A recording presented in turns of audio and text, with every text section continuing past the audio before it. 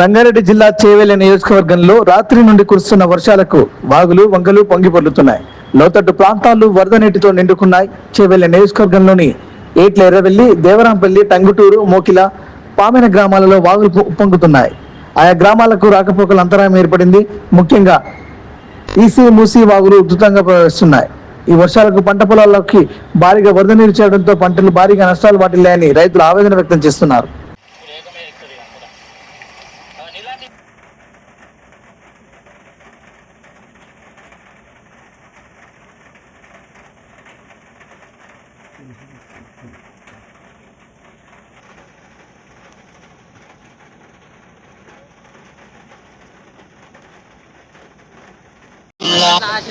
వచ్చింది అది దాటనిస్తలేదు.